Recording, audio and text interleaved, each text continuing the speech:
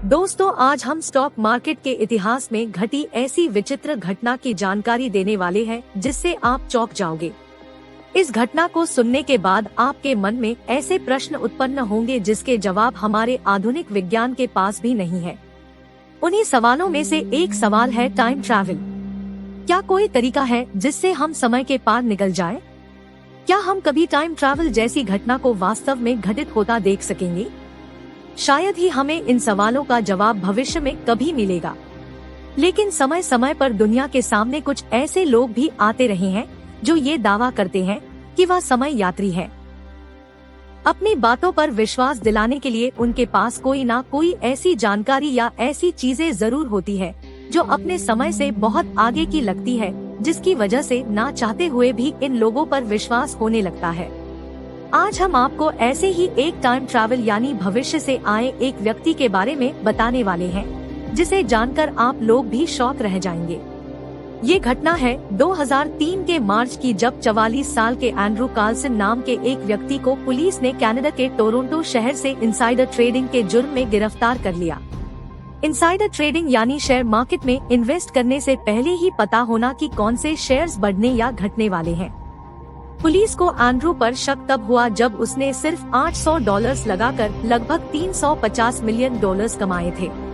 उसने शेयर बाजार में केवल $800 की राशि के साथ 126 बेहद जोखिम भरे ट्रेड्स किए थे।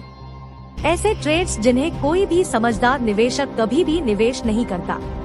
लेकिन मात्र 126 ट्रेड से एंड्रू ने $350 मिलियन की राशि अर्जित कर दी, और इन 126 ट्रेड्स में से एक में भी एंड्रू को 1 सेंट का भी नुकसान नहीं हुआ।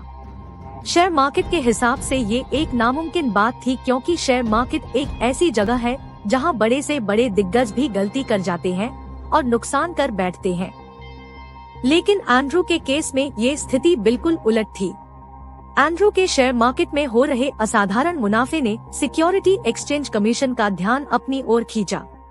उन्हें ये पक्का यकीन था कि इस तेजी से पैसा कमाने में एंड्रू की कोई ना कोई मदद कर रहा है, या फिर एंड्रू के पास जरूर ऐसे कोई राज है जिसकी मदद से उसने यूएस शेयर मार्केट में तहलका मचा रखा है। इसी शक के बिना पर एंड्रू को FBI द्वारा गिरफ्तार कर लिया गया। एंड्रू से पूछताछ के दौरान पुलिस को उम्मीद थी कि शायद एंड्रू और उसकी मदद करने वाले लोगों का अब पता लगा लिया जाएगा, लेकिन वो इस बात से बेखबर थे कि ये मामला तो अभी और भी पेचीदा होने वाला था, क्योंकि जांच के दौरान एंड्रू ने पुलिस को जो बताया उसे सुनकर पुलिस की आंखें फटी की फटी रह गई। एंड्रू ने पुलिस को बताया कि वो सन 2256 से आया एक समय यात्री है। इसी कारण उसे ये पहले ही पता था कि शेयर मार्केट में आगे क्या होने वाला है। लेकिन पुलिस ने उसकी बातों पर ध्यान नहीं दिया और अपने तरीके से इस मामले की जांच शुरू कर दी। लेकिन पुलिस को एंड्रू के बारे में कोई भी इंफॉर्मेशन नहीं मिल रही थी।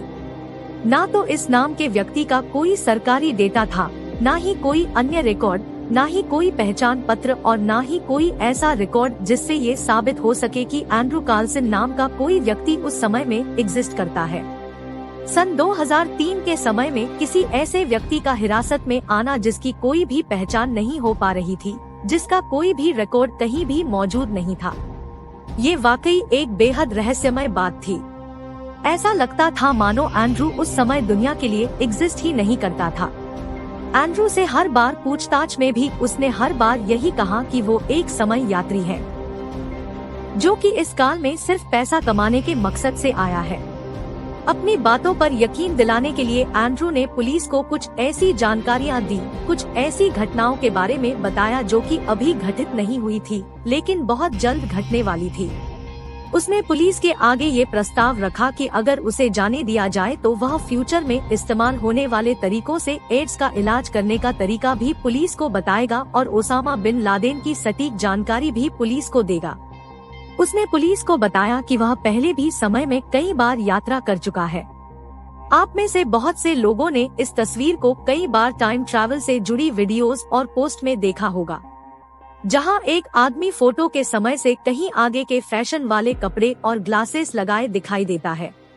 अधिकतर लोगों का ये भी दावा है कि ये तस्वीर किसी टाइम ट्रैवलर की हो सकती है, लेकिन इस तस्वीर को दिखाते हुए एंड्रयू ने एक और बहुत बड़ा दावा किया। उसका कहना था कि इस समय यात्री की तस्वीर में एंड्रू भी दिखाई देता है, लेकिन इन सब के बावजूद एंड्रू को जेल में डाल दिया गया और उसकी जमानत की राशि $1 मिलियन रखी गई, जो कि किसी कैदी को छुड़ाने के लिए एक बहुत बड़ी रकम थी। कुछ दिनों बाद एक गुप्त व्यक्ति ने $1 मिलियन का बॉन्ड पेपर भर के एंड्रू की जमानत भरवा ली, लेकिन जब जमानत की समय अवधि समाप्त हुई तो एंड्रू वापस कोर्ट में पेश नहीं हुआ। पुलिस ने एंड्रू को ढूंढने की लाख कोशिश की, लेकिन एंड्रू अब रहस्यमय तरीके से गायब हो चुका था, मानो वो कभी यहाँ था ही नहीं। उसकी जमानत कराने वाली व्यक्ति को खोजने की भी पुरजोर कोशिशें हुई, लेकिन पुलिस को उसका कोई भी सुराग नहीं मिला। तो क्या एंड्रू अपने समय में लौटने में कामयाब हुआ? क्या वो वाकई एक समय यात्री था? आपको क्या लगता है? अपना विचार हमारे साथ शेयर करें।